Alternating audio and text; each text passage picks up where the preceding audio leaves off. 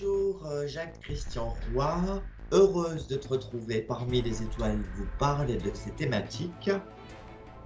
Bonjour Sophia, salut les âmes, salut vos âmes. Encore une fois, cela veut dire sauver votre âme. Et ne pensez pas que je dis salut sans aucun sens précis. Alors Sophia. Alors, je rappelle à tous nos amis internautes que Jacques-Christian Roy est un éveilleur de conscience, un philosophe aussi spirituel, je dirais, tiens, c'est très joli. En tout cas, un éveilleur, une lanterne, un phare, comme vous le savez, comme nous l'avons déjà vu. Alors aujourd'hui, si tu le veux bien, Jacques-Christian, on pourrait aborder, puisque nous sommes en pleine panique, aujourd'hui nous sommes le 22 avril 2020, nous sommes en pleine panique, est-ce qu'on peut faire une thématique sur l'illusion et la confusion? Oh, que oui. Ah. Ça tombe bien parce que nous sommes le 22 et le 22 est la symbolique de la liberté. Il vous a été dit que le 22 dans le jeu de tarot c'était le fou. Mais le fou n'est pas si fou que ça. Le fou c'est celui qui est conscient et qui ne veut plus rester dans le monde des fous. Donc il reprend, j'ai bien dit, il reprend sa liberté. Il ne la trouve pas par hasard.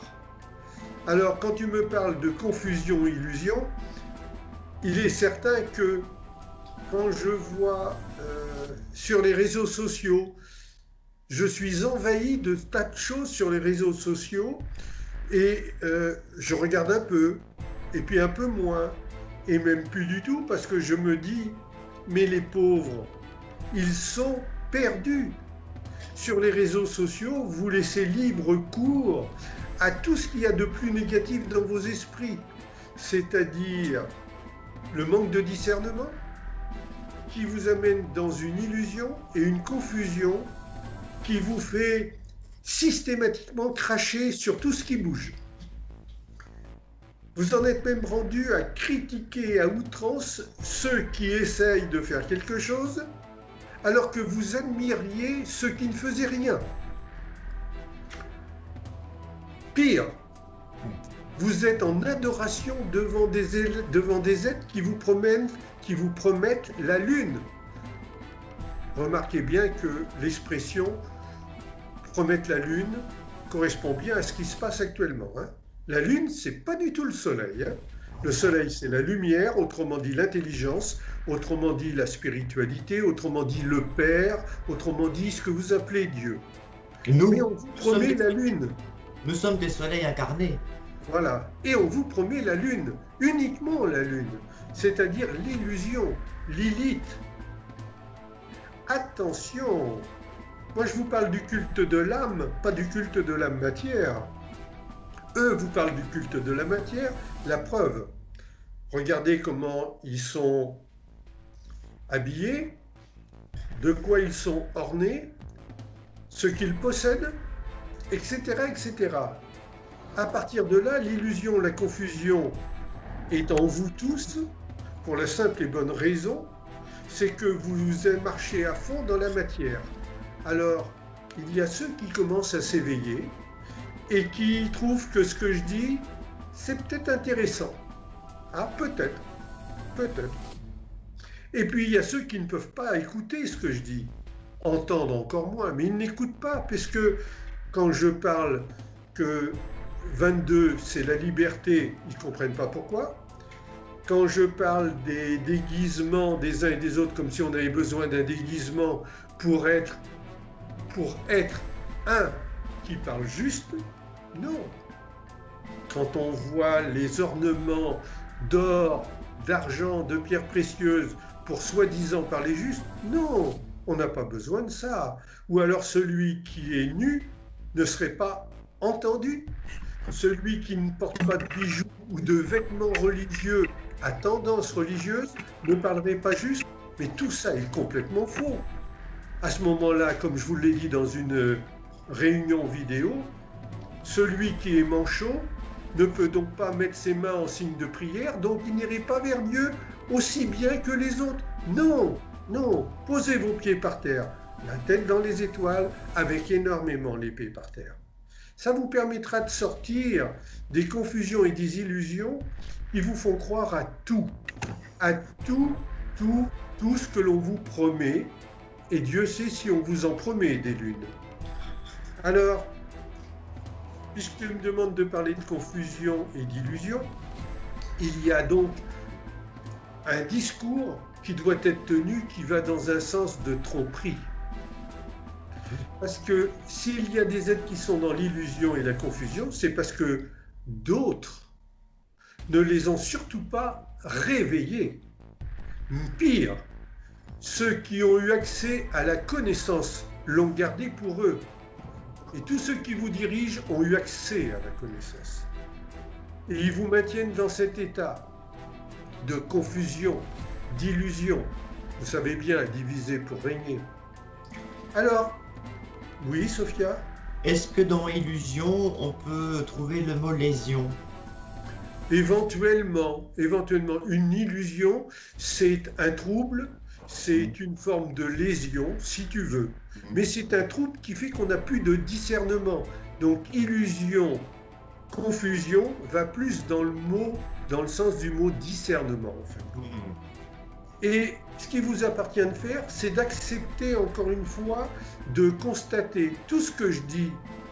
Je me suis entendu dire encore très récemment, Jacques, tu critiques facilement. Non, je ne critique pas, je constate. Quand je vois au loin un équidé, je vous en ai parlé dans une autre émission, je sais faire les différences entre un âne et un cheval. Eh bien vous prenez les ânes, vous les prenez pour des chevaux de course. Mais ce sont que des ânes. Ne nous trompons pas. Alors à partir de là, le discernement va revenir en vous à partir du moment où vous acceptez de réfléchir à ce que je vous dis et ce que d'autres disent quand ils parlent juste. Mais petit exemple d'un parler faux. Comme vous, j'ai des sources d'informations et j'entends dire qu'il y a des gens qui ont des entreprises, qui ont beaucoup de salariés, enfin, quelques salariés, 4, 5, 10, 20, 30, etc.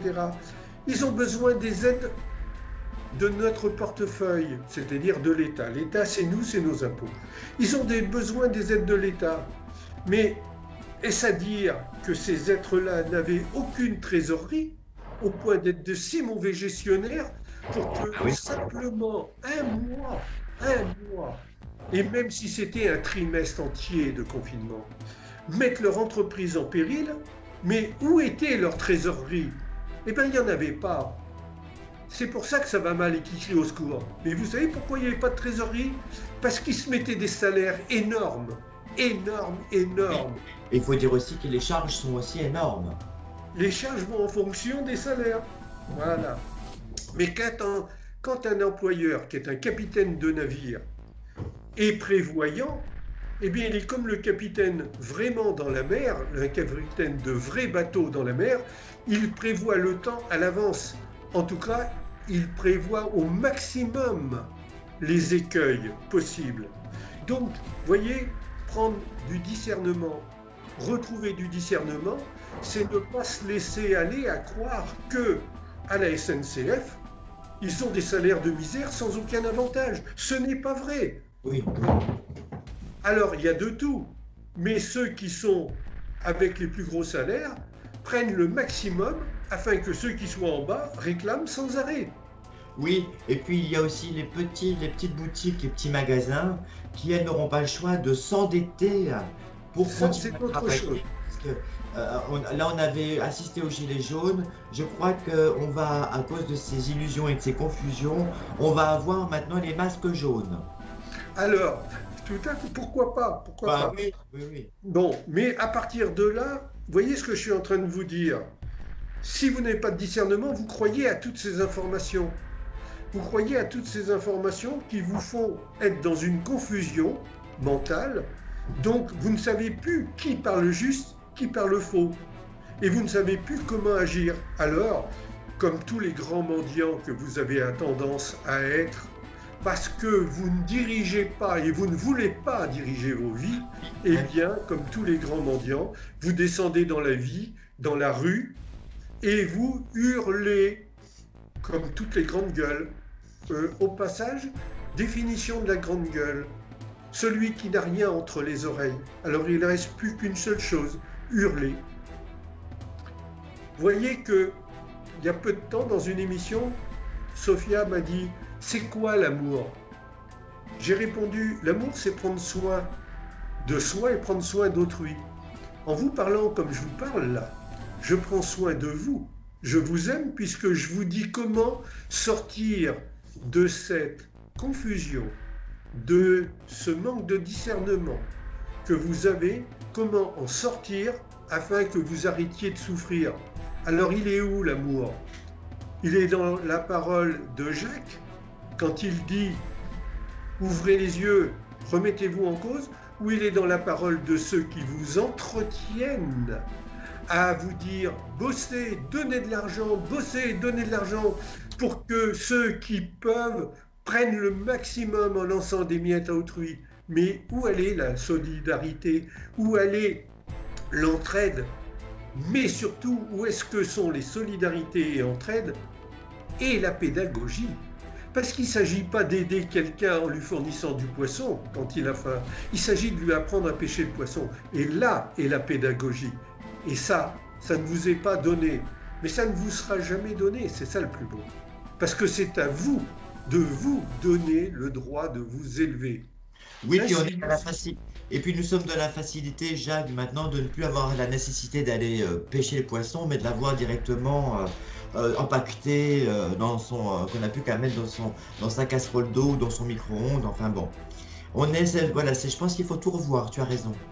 Alors, vous voyez que cette confusion, ce manque de discernement, cette illusion ne s'arrêtera pas tant que individuellement vous ne commencerez pas à réfléchir à ce que certains vous disent.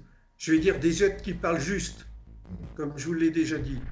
Vous comprenez qu'à parler comme je parle, je ne peux pas avoir des milliers de personnes qui apprécient mes propos. Encore moins des centaines de milliers et des millions. C'est normal. Vous faites le culte de la matière. Moi, je vous fais le culte de l'esprit. Je vous fais le culte du Père. Vous faites le culte des enfants qui ne sont que des demandeurs. Des bonbons, des étrennes, des bonbons, des étrennes. Ne confondez pas. Maintenant, si je n'ai personne ou très peu qui écoute ce que je dis, j'en suis très heureux. S'il y a du monde, j'en suis très heureux. Ça ne me fait ni chaud ni froid. Moi, je suis un ermite. Et regardez bien la carte de l'ermite. C'est un être, un esprit qui marche en tenant une lumière, non pas pour s'éclairer, mais pour éclairer ceux qui veulent bien suivre la lumière. Ça leur fait un point de repère. Et il marche avec un bâton pour tâter le sol avant de poser son pied, pour voir avec discernement ce qui est juste et ce qui ne l'est pas. Donc, je viens de vous parler de l'illusion. C'est la 9e carte du tarot, je crois. Hein. La 9e. Oui, c'est ça, la 9e, oui. La 9e. Oh, c'est simple à comprendre. C'est la 9e parce que tout être qui retrouve le discernement est un être neuf. Un être neuf, c'est un être nouveau. Autrement dit, un être qui se réveille. C'est l'œuf. Ouais. L'œuf du neuf. Donc c'est bien tout ça, Jacques. Alors comment on peut en sortir de ces confusions? Comment on peut sortir de ces illusions, de ce délire communautaire, de ce narcissisme identitaire? Bon, il n'y a pas de mystère. On n'inventera jamais rien d'autre que ce qui est déjà hyper connu depuis des milliers d'années chez les esprits qui se sont éveillés. On n'inventera rien, puisqu'on a déjà les bases. Et l'une des bases, c'est de se souvenir que, en fin de compte, il faut dédramatiser tout ce qui peut sembler négatif. Je dis bien qui semble négatif, mais qui, en fin de compte, finalement, ne l'est pas et peut tourner au positif. Donc, ce que vous trouvez négatif peut être tourné en positif. C'est un positionnement à prendre au lieu de rester dans votre état d'esprit critique qui fait que vous critiquez toujours autrui et vous ne vous regardez pas. Pourtant, miroir, mon beau miroir, si vous vous regardez, vous allez voir que vous êtes, je vous laisse mettre les qualificatifs, pas si beau que ça du tout. Alors, arrêtez donc de vous prendre pour ce que vous n'êtes pas, et à partir de là, vous retrouverez un peu de discernement. Il n'y a pas à chercher plus loin, pas du tout. Il faut se mettre à nu. Il faut se mettre à nu. On peut appeler ça se mettre à nu, c'est-à-dire être honnête envers soi-même. Mais n'allez pas chercher des systèmes, des trucs, sinon vous allez trouver, ils sont là de partout actuellement. Et ça a toujours été, mais actuellement en pire, les vendeurs de trucs, de méthodes, de combines qui vous font croire que en apprenant ceci, cela, vous allez vous libérer de certaines personnalités, que vous allez avoir accès à un grade, à un titre, que vous allez être au bras à droite de celui que vous admirez, qui est un grand illusionniste, donc qui n'est pas réel, qui n'est pas vrai. Posez vos pieds par terre et dites-vous, ici et maintenant, à partir d'aujourd'hui, j'arrête de tricher avec moi-même, j'arrête de me mentir. Je ne suis pas ce que je croyais être. Par contre, j'ai envie d'être propre, ponctuel, honnête. Ça va être dur, hein. Entouré de malhonnêtes, c'est très dur d'être honnête. Il faut de la vigilance et tout simplement de la continuité. J'ai envie d'être, comme j'ai dit, propre, ponctuel, honnête. On peut mettre des tas d'autres qualificatifs. C'est ça les fameuses vertus dont vous m'entendez souvent parler. Et c'est très agréable parce que c'est une conquête sur soi-même à tout moment. Et chaque fois que l'on va vouloir s'améliorer, il sera normal que vous soyez éprouvé parce que sans épreuve, on peut très facilement être dans l'illusion de croire que l'on est. Ça ne vous rappelle pas quelque chose, ça? Être ou ne pas être? Telle est la question. Telle est la question. Alors, je finirai en vous rappelant les paroles d'un copain que j'avais à l'école qui s'appelait William, qui disait sans arrêt, parmi d'autres choses, « Tu vois, Jacques, si notre condition est basse ou si nous ne sommes pas heureux, la faute n'en est pas à nos étoiles, la faute n'en est pas à des dieux, parce que vous avez une ribambelle de dieux, mais en fin de compte, la faute est en nous-mêmes. Alors acceptons de nous remettre en cause. » C'est bien pour ça que nous sommes dans ce monde incarné, nous sommes un soleil incarné dans ce monde, justement aussi pour, à travers la roue du karma, épurer un petit peu nos défauts, nos... En fin de compte, c'est très simple. C'est très simple, mais vous allez chercher très loin, vous allez chercher des connaissances qui viennent de l'autre bout de la terre. Il n'y a pas de mystère. Je me permets de vous rappeler les paroles d'un autre copain. Qu'est-ce que j'en ai eu comme copain à l'école? Qui me disait... De la vie. Qui me disait, tu vois Jacques, j'aime bien discuter avec les paysans parce qu'ils ne sont pas assez idiots pour raisonner de travers. Oui. Réfléchissez au sens de cette phrase. Bah oui, parce que s'ils allaient de travers, leur culture, elle irait de travers. Il faut qu'ils fassent une organisation par rapport à leur terrain à exploiter. Eh bien, la confusion, l'illusion, le manque de discernement, c'est ça, raisonner de travers. Alors, passez vite à l'action, parce que vous allez souffrir de plus en plus pour rien. Il n'y aura personne pour vous sauver d'autre que vous-même. Moi-même, je ne peux rien faire pour personne, sinon que de dire par là est la direction juste. Et ceux qui entendent, tant mieux. Ceux qui n'entendent pas, tant mieux. Chacun sa route, chacun son chemin. Ah, comme disait le message à ton voisin. Voilà. Très bien. Bah, écoute, c'est une très bonne transition de fin pour cette émission sur l'illusion, la confusion. Je rappelle que tout à l'heure, on a commencé, tu as parlé de la Lune et de Lilith, qui est la Lune noire, qui est un point entre le Soleil et la Lune. Mais on va assister à partir de demain, donc c'est intéressant de le souligner, à cette nouvelle Lune en Taureau, signe de terre, tu parlais des paysans. Donc, à mon avis, je pense qu'à partir de demain, il va y avoir des prises de conscience, des prises de parole, des gens qui vont certainement aller vers une évolution de leur état. Ah ben alors, j'en suis très heureux parce que l'union faisant la force, plus nous serons nombreux, plus nous pourrons créer un égrégore d'un monde nouveau. Ouais, c'est bien. L'égrégore, c'est-à-dire un assemblage de forces de pensée, de force de pensée. Autrement dit, de pensée forte, c'est-à-dire aller dans un sens de communion, mais pas d'un sens de communion sentimentalement parlant, mais dans un sens de communion d'âme. Je vous rappelle que le sentiment, faire du sentiment, c'est à l'opposé que d'être amour.